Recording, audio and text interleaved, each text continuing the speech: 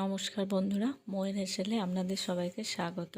আজকের recipe veg Manchurian. এই রেসিপিটি বানানোর জন্য আমি প্রথমে কিছু সবজি কেটে নিয়েছি।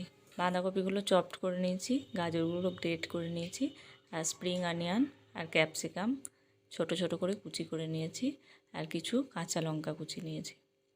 এবার সব সবজিগুলো একটা পাত্রের মধ্যে নিয়ে নেব, বড় জায়গাতে, যেখানে আমার মাখতে সুবিধা হয়।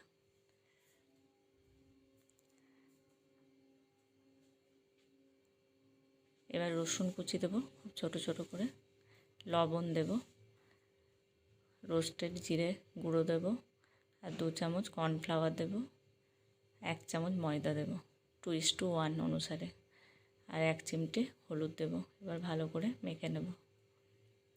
জল দেওয়ার প্রয়োজন নেই, বাঁধাকপি আর স্প্রিং অনিয়ন থেকে জল বেরোবে।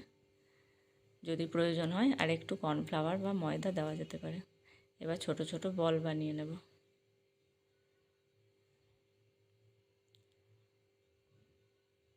এবার কড়াইয়ে বলগুলো বানানো হয়ে গেছে। এবার কড়াইয়ে সাদা তেল দিয়ে দেব। তেলটা গরম হয়ে গেলে বলগুলো ভেজে নেব। খুব আলতো হাতে ভাজতে হবে, আর একটা পিঠ হলে তারপরে উল্টাতে হবে। মিডিয়াম ফ্লেমে ভাজবো। একটা দিক হয়ে গেছে, এবার তুলে নেব। উল্টে দেব, গোল্ডেন ব্রাউন করে ভেজে নেব।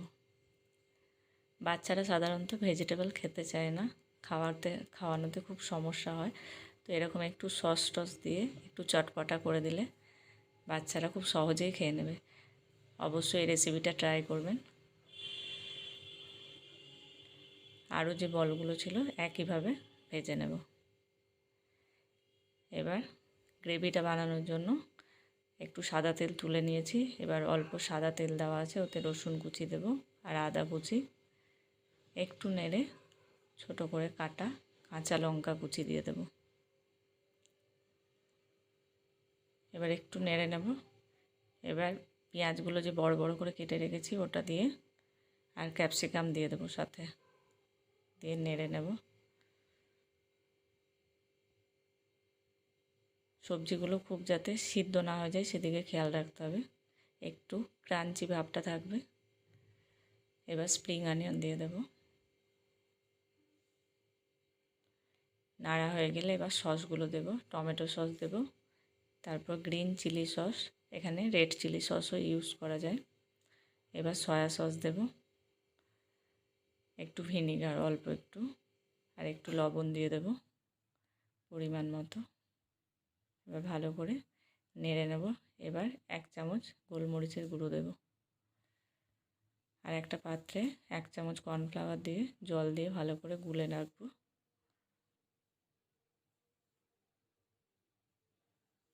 আর একটু ভালো করে নেড়ে এবার একটু গরম জল দিয়ে দেব। টেস্টটাকে ব্যালেন্স করার জন্য চিনি দেব। এবার একটু ফুটে উঠলে যে কর্নফ্লাওয়ারটা জলে মিশিয়ে রেখেছিলাম সেটা এবার অল্প অল্প করে দেব। দেখুন কতটা ঘন হয়ে এসছে, আর একটু দিয়ে দেব যেটুকু বাকি আছে। এবার পুরোটা নেড়ে নেব।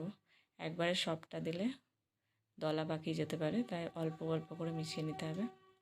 এবার ফুটে উঠলে যে বলগুলো ভেজে রেখেছি সেইগুলো দিয়ে দেব। বলগুলো দিয়ে বেশি ফোটানোর দরকার নেই, 1 থেকে 2 মিনিট ফুটিয়ে নিলেই হবে। ভেজ মাঞ্চুরিয়ান আমার একদম রেডি। এটা নুডলস বা ফ্রাইড রাইসের সাথে খুব ভালো লাগবে। ভিডিওটি ভালো লাগলে লাইক করবেন, শেয়ার করবেন, রেসিপিটি অবশ্যই ট্রাই করবেন এবং কমেন্ট করে জানাবেন কেমন লাগলো।